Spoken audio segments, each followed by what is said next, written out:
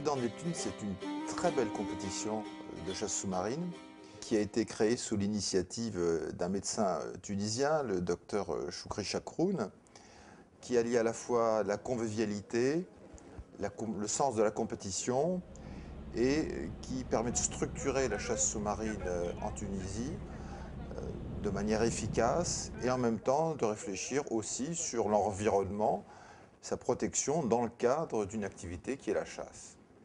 Avant d'être une compétition, ça a été une rencontre amicale qui a vu le jour depuis une vingtaine d'années. C'est-à-dire que, vivant moi dans la région parisienne, je partais en Tunisie pour quelques sorties de chasse, mais les amis et des voisins venaient avec moi.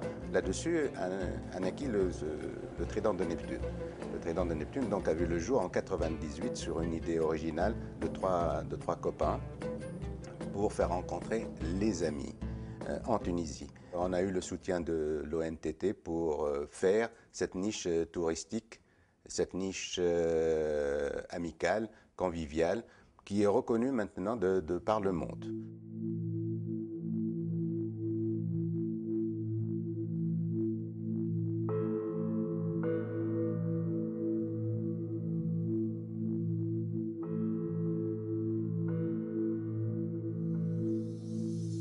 Le Trident de Neptune est une compétition particulière parce que c'est une compétition qui est internationale mais qui en même temps permet à des participants de tous âges et de tous niveaux de se rencontrer.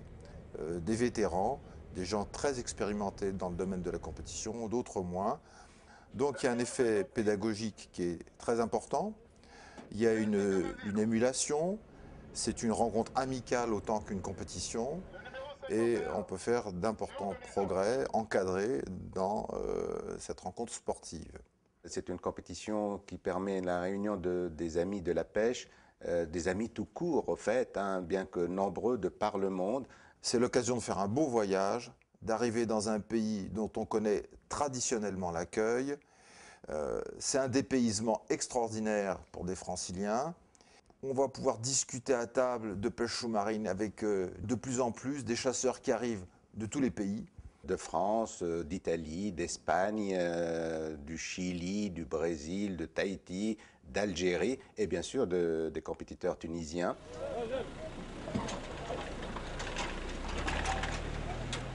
Il y a une amitié qui se crée. On sait que si un jour on va dans un pays de personnes qu'on a rencontrées, on serait reçus comme des amis. Donc ça c'est quand même assez spécial à la chasse sous-marine. Dans l'eau, on ne se connaît pas, on se tutoie. Les barrières sociales, on peut dire qu'il n'y en a pas, on est tous pareils. Et donc il y a une amitié qui se crée très très rapidement.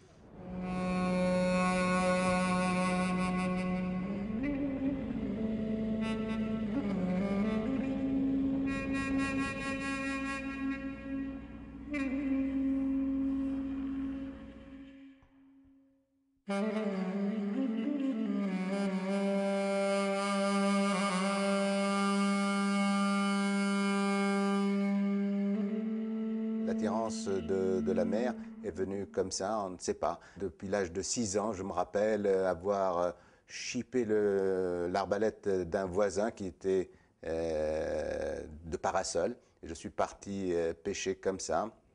Bien sûr, j'ai eu la tannée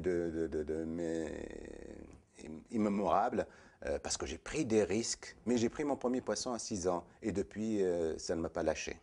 Alors ça peut paraître un petit peu étonnant d'être passionné de pêche sous-marine en vivant à distance de la mer en Île-de-France. En fait, il y a beaucoup de passionnés, d'apnéistes, de chasseurs, de plongeurs, de passionnés de la mer en Île-de-France. Et en hiver, eh bien, on s'entraîne en piscine. Et puis, dès qu'on a l'occasion, on n'hésite pas à faire des kilomètres et à se rendre au bord de la mer. Et la Tunisie, c'est tout proche, c'est 2 heures d'avion.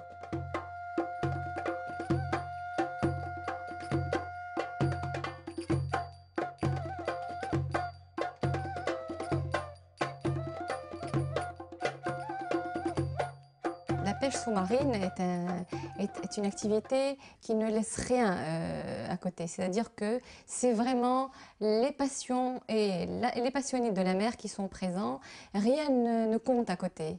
Et vu mon expérience, parce que je suis accompagnatrices souvent. Il n'y a rien de prévu pour les accompagnateurs.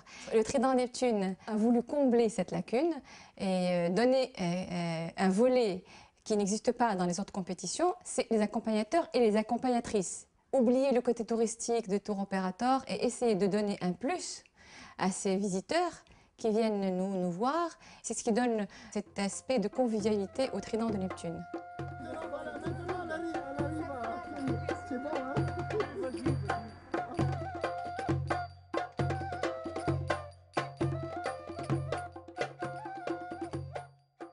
Les arbalètes sont chargées à la force des bras, puisque désormais dans le monde entier, les fusils propulsés par air avec du gaz carbonique sont interdits.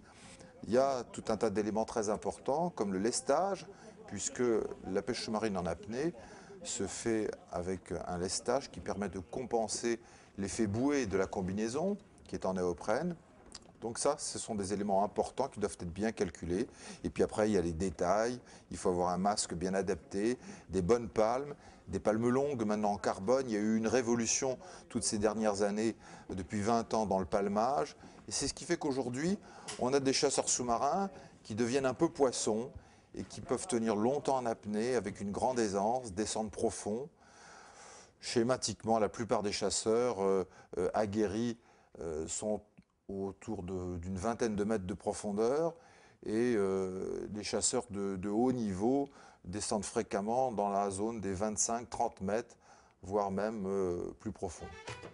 Alors les amis, vu qu'on a pris un peu de retard, sur zone on verra si on fait une compétition de 5 ou 4 heures. Ça dépend comment on va être sur place. Voilà, alors on tamis et puis embarquement sur le quai, sur le montant là-bas. Ponton là-bas. Allez les amis, on y va.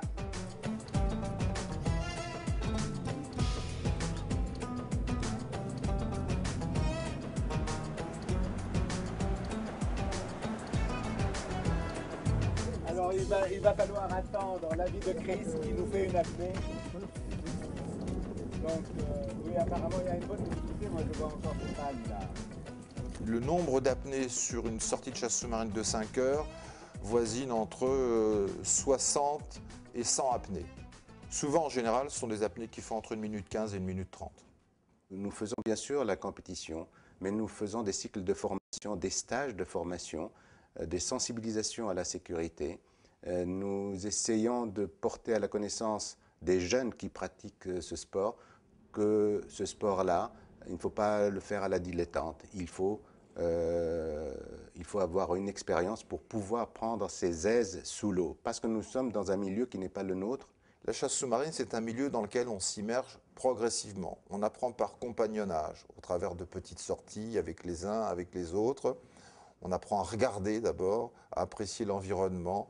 C'est réellement, au-delà de la chasse, un sport intensif qui nécessite une grande discipline. On ne peut pas tricher avec ce sport. C'est un des sports où, si on triche, on le paye immédiatement. Et parfois, on le paye très cher, très très cher.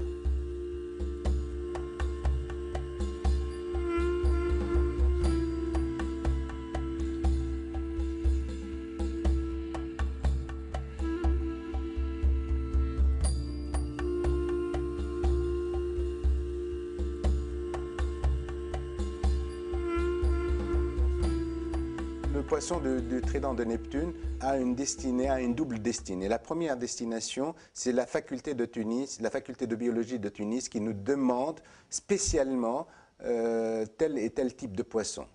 Le deuxième groupe de poissons pêchés va aux œuvres caritatives désignées, la plupart du temps, c'est la maison de retraite de la région où on pratique notre compétition. Il y a beaucoup de variétés. Hein. On peut penser qu'il y a une quinzaine, une vingtaine de variétés de poissons qui sont vues au Trident de Neptune. Bien sûr, tout poisson est noble, mais dans le terme chasse, noble, c'est-à-dire plus difficile. Noble, c'est-à-dire plus compliqué à attraper. C'est-à-dire il faut le chercher, il faut le traquer, il faut prendre des risques pour le prendre. C'est pourquoi au Trident de Neptune, les différents poissons ont des bonifications selon la difficulté de l'attraper. pêcher, est-ce que c'est écologique? Ça dépend, je dirais, ça dépend. Ceux qui détruisent la faune et la flore, c'est pas écologique. Mais nous, pêcheurs sous-marins, qu'est-ce qu'on fait? D'abord, on est dans un milieu qui n'est pas le nôtre, il faut s'adapter, il faut qu'on prenne des risques physiquement.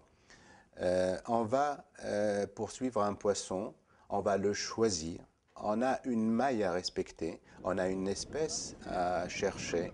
Aujourd'hui, il y a dans ces compétitions un nombre de poissons déterminé, on ne peut pas prendre, on ne peut pas tirer n'importe quoi. C'est une pêche très sélective, sélective et limitée. Nous ne prenons pas du poisson pour le jeter. Il y a des règlements qui sont précis et de ce point de vue-là, la compétition en elle-même, qui peut paraître un peu cruelle dans ce domaine-là, a apporté beaucoup d'ordre et elle a donné une conscience aussi encore plus importante aux chasseurs du respect de l'environnement. Et au bout du compte, ce sont quand même toujours les meilleurs chasseurs qui gagnent et les prélèvements sont infimes par rapport à d'autres pêches.